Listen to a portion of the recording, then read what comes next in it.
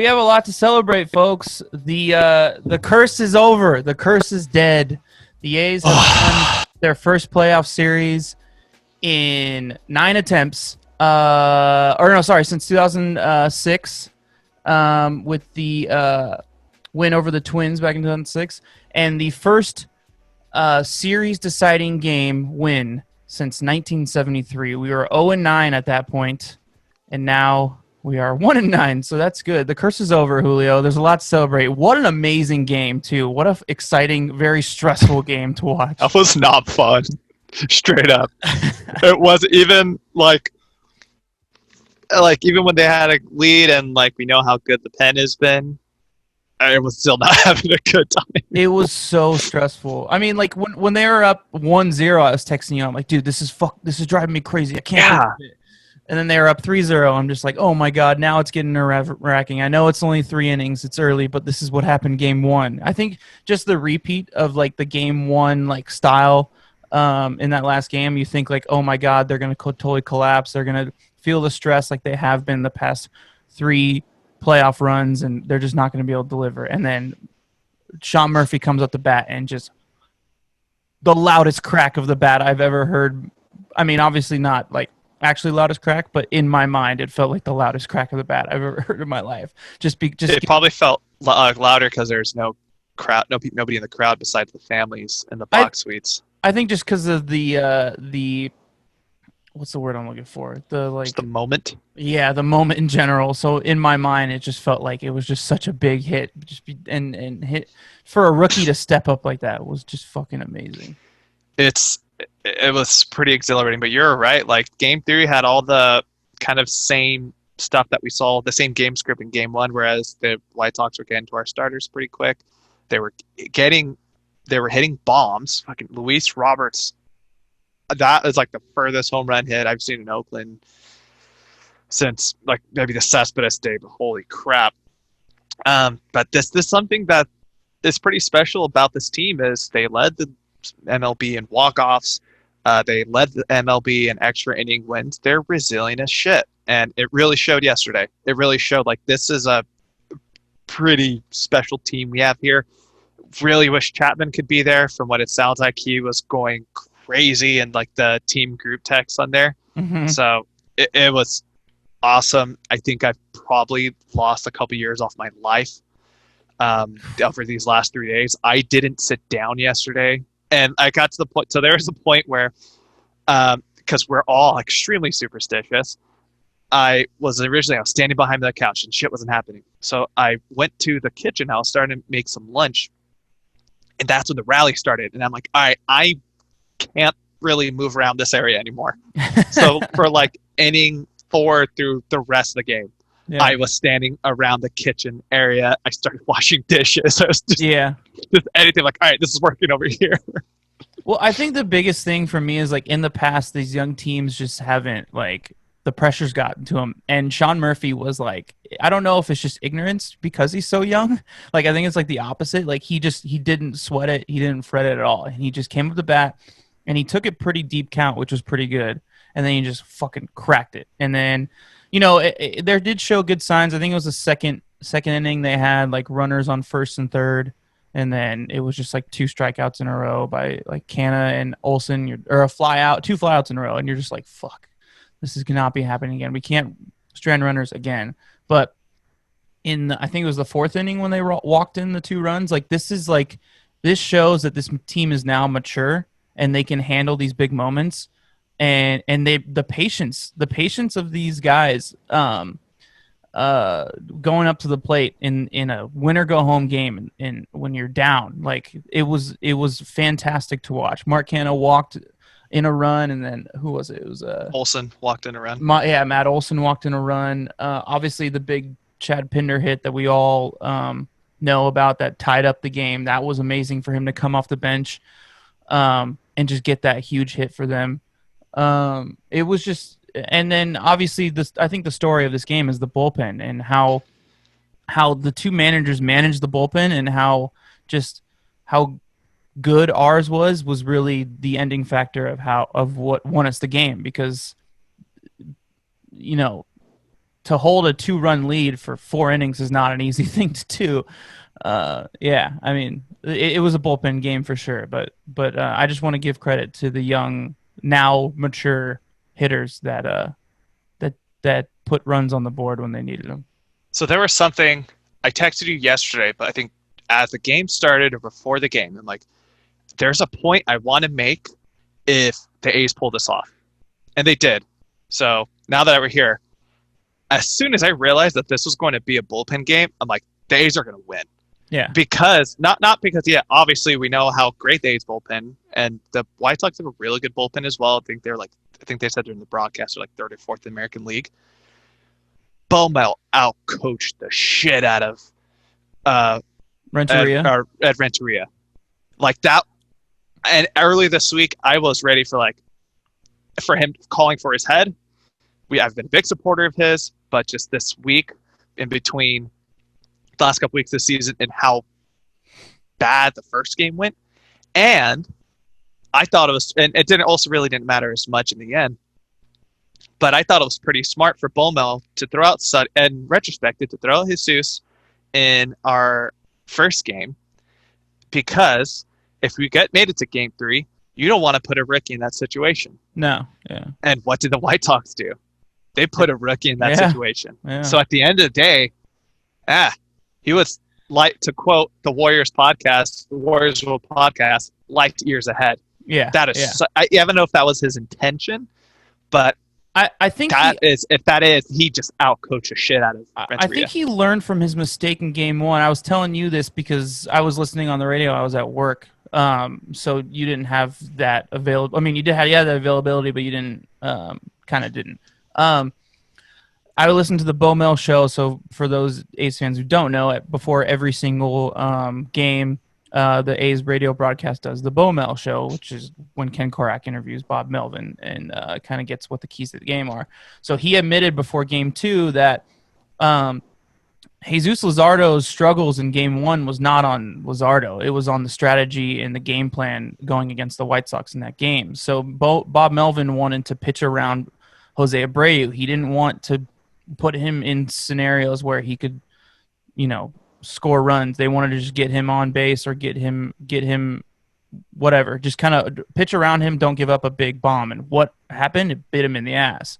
Jesus Luzardo was pitching around Jose Abreu, and he fucking knocks a 3-run homer.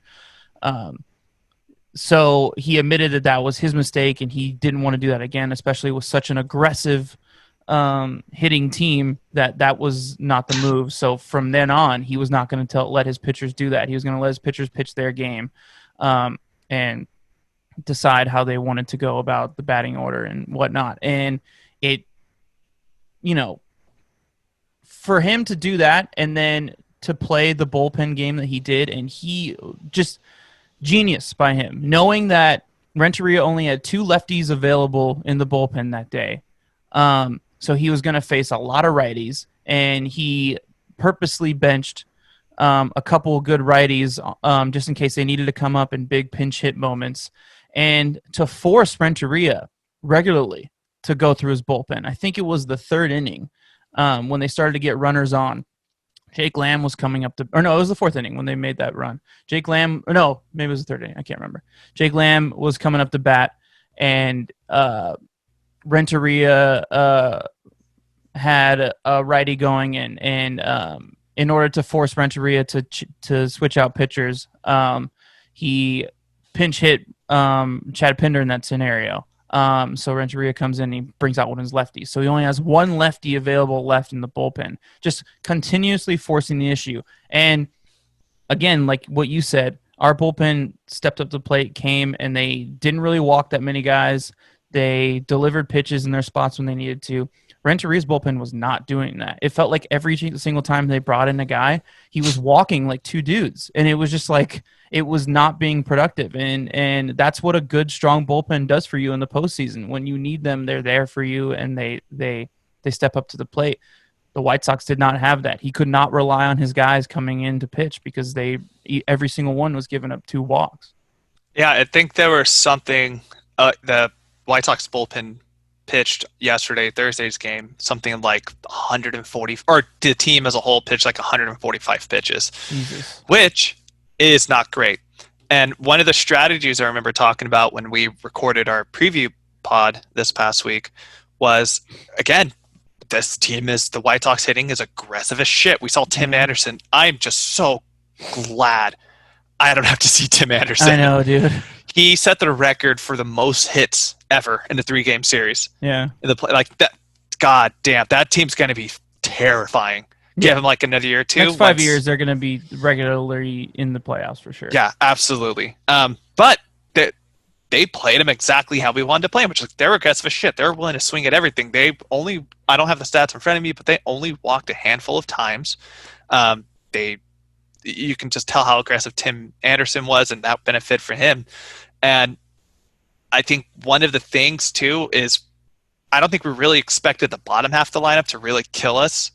Outside of what Engel did in game 1, if I remember right, that bottom half, once you got past whoever was in the 5-hole, which was like usually like Moncada, they Roberts, Mazzara, Luis Engel, Madrigal. Yeah, they were. I mean, Mazzara had 2 hits, but the rest. Luis Roberts hit the home run yesterday, but Yeah. and then he had another hit. But I think for most of the part, they kind of did their job and handled them.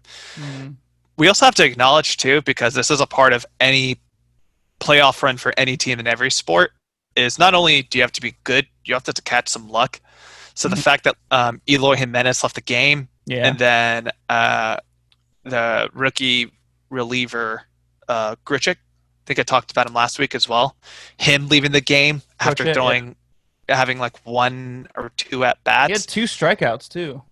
Yeah, so 2 huge bullets dodged there. And again, if it's the part of the postseason in every sport, is just some dumb luck that it happens. And those guys, after Eloy hit a double and I think he scored or got an RBI out of it, it's luck. So thank God that happened.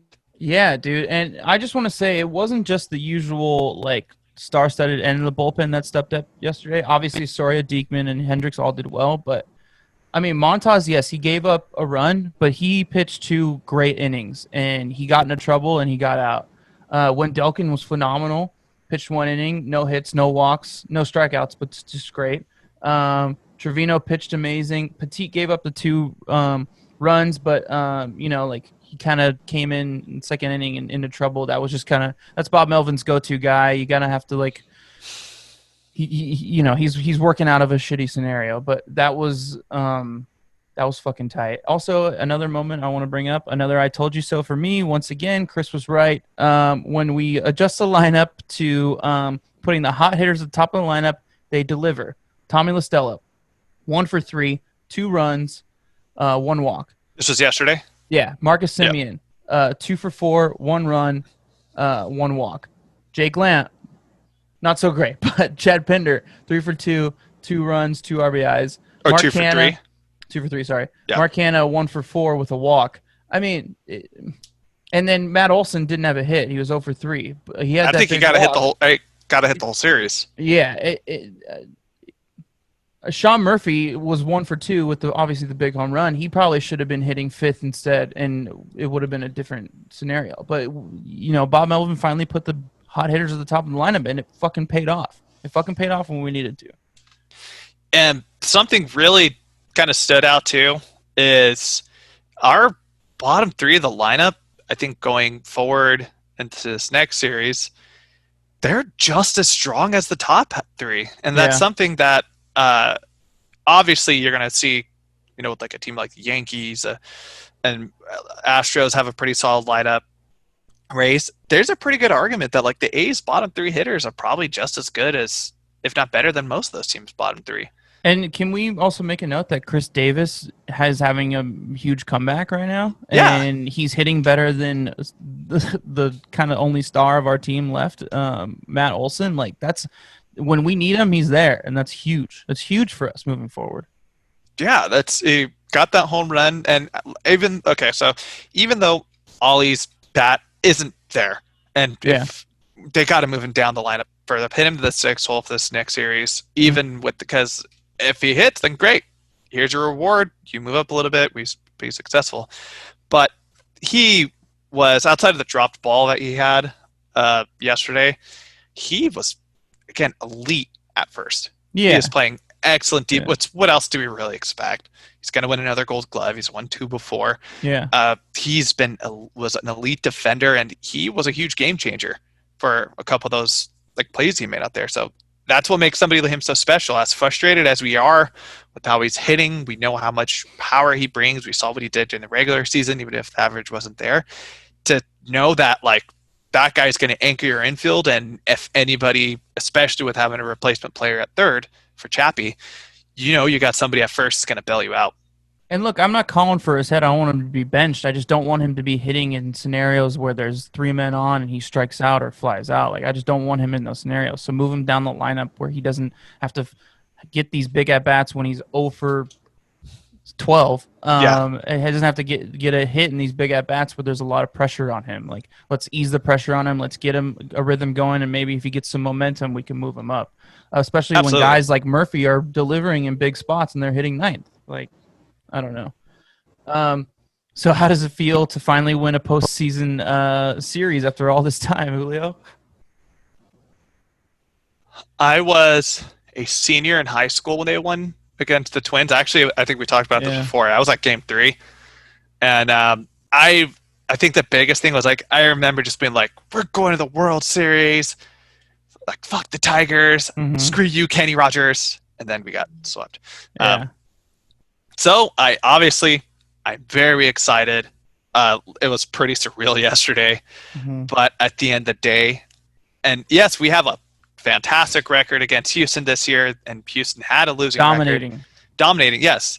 There are some things that were in our favor, like playing, I think there was 10 games against Houston. 8 of those games were at home. Yeah. So take it with a grain of salt. I'm not going to get ahead of myself because that's what we should try to do. So I think very excited. Bring to this moment. We have the weekend to really talk about it and celebrate it. But let's not get ahead of ourselves just yet. I just feel like a big weight's been lifted off. Absolutely. Of my shoulders. And it's just like I think the reason why I was freaking out after they scored those runs in the first inning yesterday was just like, oh God, here we go. Just more like media bullshit. The A's are now 0-10 in game deciding series, and more Giants fans talking shit. You guys can't even win You guys can't even win a playoff series. Just like, I don't know. It's just like things like that, and it's just I feel like that's just fucking done now. Thank God. Like, and I don't have to listen to it, and I can just be excited for nice background change. I can just be excited for the playoffs moving forward and not have to like feel that pressure as much. It's just still going to be very stressful, but not as much. Can I bring up one point about just the playoffs in general? Yeah. So I know we were saying all season because the Astros are barely we're under 500 team that made the playoffs. The Mariners didn't play so well, even though they were in playoff contention a little bit towards the end. They did not play so well this year. Same with the Rangers. Same with the Astros. I know we kind of said like middle of the season, like maybe the AL West just sucks. I think this proves that the AL Central sucks, and the AL West, I guess we just didn't get to see the sample size. Maybe we're just a lot better than we thought, and we're just beating up on each other because all 3 AL Central teams lost in the first round. All 3 of them. Like, that's pretty wild. I know that the Twins have their record of they're like 0 and like 12 holy crap, in playoff games, that's depressing.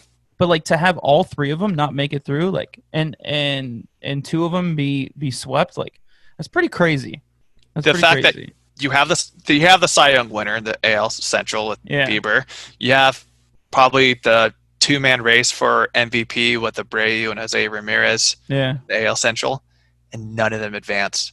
And that was something we brought up. It's like, yeah, we played bad teams. We played with the Mariners and the Angels and the Rangers, but like Royals or Tigers are just as bad, if not worse, and it showed. But there's a couple things, not to give too much excuses for these other teams. Something we didn't even talk about it because I feel like it should have been a bigger story, and maybe it was swept under the rug. That I didn't realize that Terry Francona hasn't been the acting manager since August. Oh, I didn't know Yeah, that either. he's had some health concerns. So And Terry, with uh, COVID I too. Oh yeah, yeah. I doubt he listens. But Yeah. best of wishes out there. So Sandy Alomar was taking over. So there were some decisions that happened during those games that uh, a veteran manager would have known better, but because I don't have that there.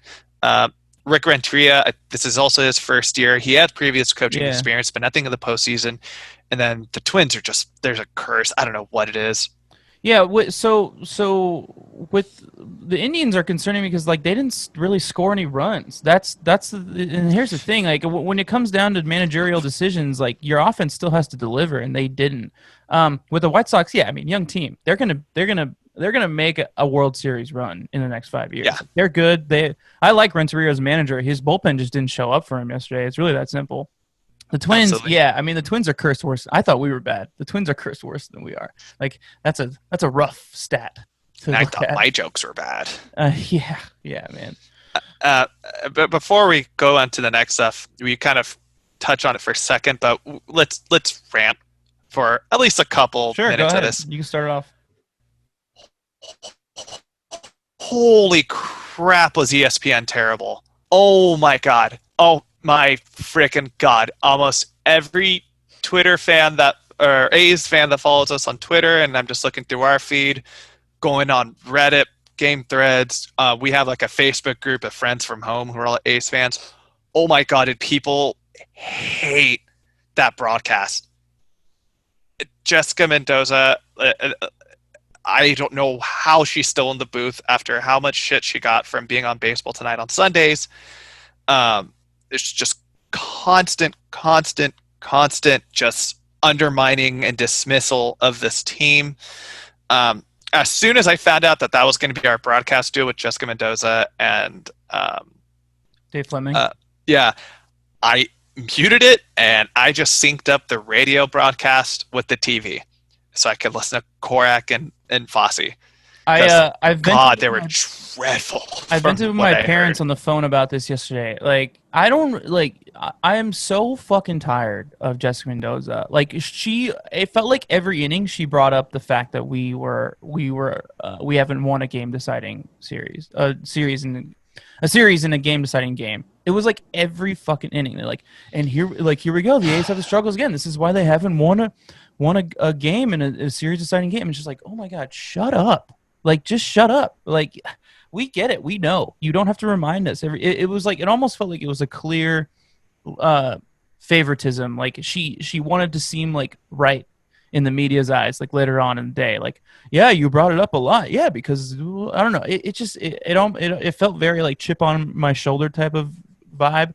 But also, you would think that Dave Fleming would have a little bit more love for the A's, and he was doing the same thing. It felt like he was bringing it up when she wasn't bringing it up, and it was driving me crazy. And then there's not much deep analysis from Jessica Mendoza. She's kind of just like, yeah, Matt Olson, he's a beast. And it's just like, okay, cool. Like, can you break down what's going on in this at bat so that like people like, us who don't understand pitching that well can kind of get a understanding of it? It's just, I don't know, man. It was driving me crazy.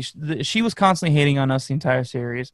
She was deep throating. You know what? Maybe that's a bad word to use since she's a Yeah, woman. please. So I'm not going to use that. Yeah, yeah. So I apologize for using that phrase, but she was all over Favoring the White favoring Sox. the White Sox the entire time, the entire series, and just like talking about how great they're going to be in the future, even when like they were losing in the ninth inning. Like she was just talking about how great the White Sox are going to be going forward, and not about like how great this win was today. It just Oh my god! I wanted to like my mom went on a rant too. She was so frustrated by it, but luckily, moving forward, we are going to be on TBS, so we're going to have two of the greatest of all times, Brian Anderson, Ron Darling, amazing duo for national broadcast. So we don't have to listen to that bullshit anymore. And it's honestly and nothing like personally against her is despite her shitting on our team because like she knows her shit when it actually comes to baseball stuff because she's been an Olympian, she's an Olympian, she's Yeah, worked in front offices, but it just shows you just because you know your stuff, it's so hard to do in the broadcast booth. This is the same problem with like A-Rod, when he's in studio on TBS, fantastic. We know how smart of a baseball player he is. He's still struggling in the booth. And I think that's also a huge ESPN problem too, because I think we talked about this in the past. I don't remember if this on air or whatever. NBA, they got it on lock with Mm-hmm. Doris Burke, Stan Van Gundy, Mike Breen, Mark Jeff Van Jackson. Gundy. Go F yourself. Fantastic play call. Monday Night Football. They're starting to get together. It's in the infancy, and plus they got a really good like NFL Live like thing going on with their new crew. Shout out to my homegirl Mina Kimes. And then College football. They got Kirk college football. Herbstreit and Chris Fowler, who've been together for 20 plus years and do a Exactly. phenomenal Like they job. get it. How hard is it to get it with baseball? They're doing it right with Matt Vasgersian, but then of course you're putting him on the primetime games when we know the Dodgers are going to kick the crap out of the Brewers, and they did. And this is one last thing before we go on to talk about more stuff and all these things. Don't interview the goddamn players in a playoff series. So stupid. I know players will agree to do it because they want to be able to put their face out there, and their agents will probably push them, and they just want to be a good sport too. Yes, absolutely. What the hell is wrong with you? Yeah. Don't do it. So stupid. So stupid. Like I understand like a regular season, like the first game of the regular season or in the All-Star game, but during a playoff game, like get the fuck out of here, dude. Like let these guys play baseball. That shit drove me crazy yesterday. And then what happens? Ramon drops an F-bomb on air, and then you guys are going to get in trouble. Yeah. Don't do it. And manager Dave Roberts came out, and he told his players, like, don't do it. If they ask you, don't do it. Yeah. It's stupid. I hate it. Multiple media members for the A's were just saying how much they hate it. Susan Slusser was a huge like proponent against it. She was even I know Chris got kind of mad. He's like, I don't want to talk about it right now. Yesterday, but if you go back, you're talking. You're telling me this in the most stressful innings of the game. Yeah, so I just didn't want to hear it. And now that it's a little less, you should go back and check it out. But her and Brian Olney were going at it on Twitter. Buster Olney. I'm sorry. Yeah. He was saying like, oh, usually we only get like 20%, 15% of the people to do it. And I was like, why are you asking in the first place? Have them talk in the dugout. Yeah. Have them anything. That's not the like during the season, during spring training. Hell yeah, I think it's awesome. But don't do it during these high pressure situations. It's not even that interesting in the first place. They don't really talk much. They're obviously focusing on what's going on in the game. Like Laureano was just like, yeah, man, it's good. Like you're not going to get much out of it. It's completely pointless. Here's a better idea. Don't do it to the team that's losing. Yeah. And I just want to touch on the Jessica Mendoza stuff. Yeah, honestly, she's great in studio. I love like when she comes on like SVP Sports Center and she like does her little hits and talks about the game. But in the game, it's just bad, and I just fucking hate it. All right, Julio. So how do you feel about the rest of the postseason moving forward with this team? Are you confident? Are you iffy? What's going on? Again, never get ahead of yourselves with this team. We've been heartbroken before. Something I thought about last night, though, and obviously we should feel pretty solid because we dominated the Astros this season. Having it on a neutral site, and we'll talk a little bit more about that series later. Yeah. Having a neutral site's going to be kind of interesting, but like you have to feel good because of how much you dominated. And I know the Astros are trying to say we have a chip on our shoulder. We are like, dude, shut up. But Liam Hendricks, no one feels bad for them, and no one's going to agree with them. So Carlos Correa should just stop talking. Yeah, and the whole country is rooting for the A's, and it's going to be great. Yeah. But Liam came out in his post game yesterday. He's like, yeah, we're ready to prove we're the best team. We were the best team in the AL West all year. We're ready to show it. But the one thing kind of hit me last night, in a regular season, around, A's are notorious, slow starters. It wasn't a thing this year. They actually start off pretty well, and then they hit their lull kind of in the middle and kind of struggled towards the end of the series. Yeah. Usually around June, they start really clicking and they start figuring it out. So about 2.5 months into the season, roughly. Mm-hmm. If you were to put, line up the months or whatever, this is roughly 2.5 months into a standard regular season. Yeah. So I don't want, again, not going to get ahead of ourselves, but if they start really clicking now, it's like some of these guys are just starting to figure out. Marcus was terrible in the regular season. He was a stud this whole postseason. This whole 3-game series, he had a huge bomb on this game too. He came up in big moments, which is what you want your like leader, your captain of your team to do too. Yeah, Sean Murphy, holy crap! That there's not much more we can say about him. Mark Canha was getting on base. He wasn't doing a huge stuff at the bat, but gigantic plays in the outfield. Same Tommy Listell. We could just go on and on, but I'm knocking on wood if you're with me. I could see them fucking making a run, man, because this is around the time where guys really get it. We got a really favorable matchup. I'm pretty confident. We dominated the Astros all season, even when they were healthy, so I'm not too worried about it. And, you know, I guess you could say don't count your chickens too early, but, like, I don't know. I wouldn't be surprised if they sweep the Astros. That's how confident I am. There's nothing about that team that scares me. And I think, again, with the 3 AL Central teams being bounced out the first round, I think that was proof that the AL West is just better than the AL Central. That's why we dominated. That it's not I don't think it's an impressive look on the Astros. Like, oh wow, well the Astros are a lot better than we thought. No, I think they're about what we thought, but I think just the AL Central is a lot worse than we thought. I think that's really what it comes down to. So likely it's going to be what? Sorry. And the Twins are cursed. Yeah. Like they probably built that stadium on like an Indian burial ground. Yeah, without probably. realizing it.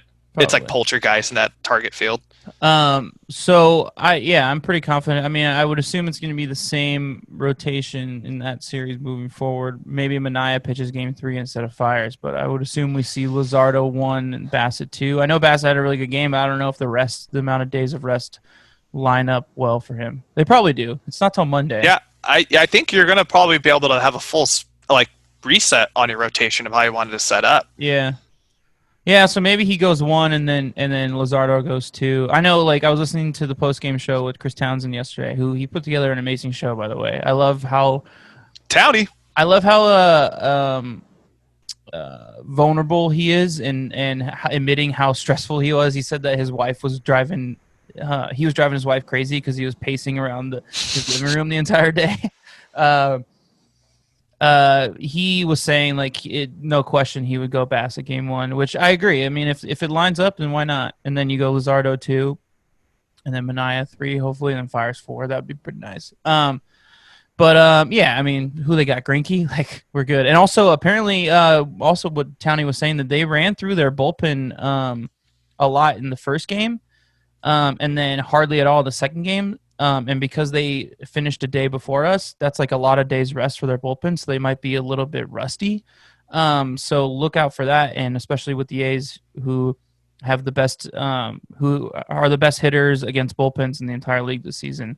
They're very big on getting runs late in games, so that could be something beneficial for us. But yeah, I mean, I'm confident. It's the series after that, those opponents that I would be worried about. But we'll touch on that if we get there. Fingers crossed. Yeah. If we get to that point next week. And we alluded to it earlier, but we're planning on doing a full series breakdown on a later episode. This is going to be a shorter one. We're probably maybe like 35, 40 minutes, roughly. And then we'll record something Sunday night or something like that for you guys for Monday. Yeah, after we watch the Raiders get blown out by Josh Allen. It's not going to happen.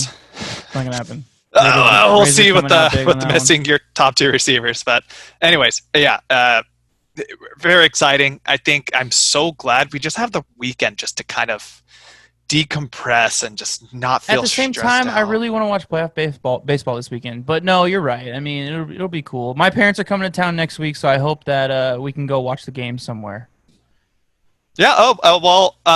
LA bars or breweries are reopening, so find a brewery that's going to be doing like outdoor seating with TVs, cool. And there you go. Yeah. All right. Well, I think that's going to do it. Unless you have any last thoughts. No, not yet. We got one last thing. Oh yeah. Who is your series MVP? That's right. I forgot about that. So this is a tough one for me, and I want to say Sean Murphy, but I really want to pick someone from the bullpen because the bullpen was just so important in this entire series. So I'm going to go with Jake Diekman. He came in big moments, and Sorry, did I take yours? Yeah. He came in such crucial moments, and he came in with the pitcher before him in trouble, like with runners on, and he gets out of it. I think he gave up one run in game 2 that wasn't earned though. No, he actually got out of that scenario. He was just so good. He was so lights out. Something else I looked up, Julio, on his contract, he's locked up until 2022. So if they don't re-sign Liam Hendricks in the offseason, I mean, he's probably going to be our closer next season. Now that I think about it, for me, it's Jake Diekman. He was just so big, and I'd like to pick the bullpen and I just would like to just mention the bullpen as a whole, just doing a great job. Yeah, it really showed that like that's our strength. Trevino was struggling a little bit location wise, and Montas was kind of losing it a little bit, but as a whole, they were as good as advertised on paper. I kind of wanted to pick Sean Murphy too. He's going to be, you know what? Yeah, screw it. I'm picking Sean Murphy. Yeah, I was going to go Marcus. Yeah, I was going to go Marcus. He had a huge game yesterday, went 2 for 4. He had the 2-run bomb on Wednesday as well. But Sean caught all 3 games. Yeah. And that's pretty big for the sake of most of the season. He's been a part of a rotation in between when it was him and Austin Allen and him and Jonah Heim. The fact that he caught all 3 games, pretty fantastic. He went 1 for 3 on Tuesday. He also had another 1 for 3 game on Wednesday, and then yesterday, of course, huge, momentous bomb. He went 1 for 2, but he also had a walk. Do you want to hear his series stats? Yeah. So he was 3 for 8, like you said. 3. He scored 3 runs, drove in 2, 375 batting average. 500 on base percentage. So half the time he had an at bat, he was on base. so I mean that's pretty cool because he walked once. And 1.25 OPS. So he stepped up. He stepped up big. He's starting so much more comfortable rotation for guys that are not Luzardo too. He's really, really, really coming in. Yeah. Chris yesterday was texting me. He's like, "Hey, if Marcus leaves, I think this is my player now." He is. I'm gonna get a Kelly Green jersey. If Marcus leaves and I'm not able to get a Marcus Semien Kelly Green jersey, I'm getting a Sean Murphy one, 100%. And I was talking with my brothers yesterday, and I was like, you know, when we recorded this podcast a while back, and I was talking about Sean Murphy, I was kind of like, oh, I wouldn't be shocked if he goes on like a Buster Posey style run. And my brother's like, no way, dude. He's like, Buster Posey's a Hall of Famer. I'm like, no, I know you're right. Sean's gonna be better. I'm not quite there yet, but that would be cool. Forget, homeboy's big. That is a big boy behind the plate. Yeah, he's tall, dude. He's let's see, I got it right here. He's 6'3", 228. It's pretty insane because I feel like growing up, we always thought of catchers as these like short, stocky dudes. Yeah, because the great Hambino from Sandlot. Yeah. I always thought catcher had to be fat because of that. Yeah, but it wasn't until something I don't know who was really the trendsetter with it, and then I think like Pudge was a little bit shorter too. Yeah. But we just started seeing these like dudes who are like 6'5", and for example, he doesn't play pro baseball, but one of my best friends from home, Riley Hayes, he was a catcher. Dude. Homeboy 6'5". So there's something happened where they're like, you're big, you're gonna be our catcher. Yeah. All right, cool, man. So that's gonna do it for this episode. We will be hopefully back. We will be back this end of this weekend with an Astros series preview. Again, another short episode, but just something for you guys to mull over, so you have some stats going into that. All right, cool, Julio. I'll talk to you this weekend, and last but not least, let's go Oakland. They did. The monkey's off the back. Let's keep going. Is over.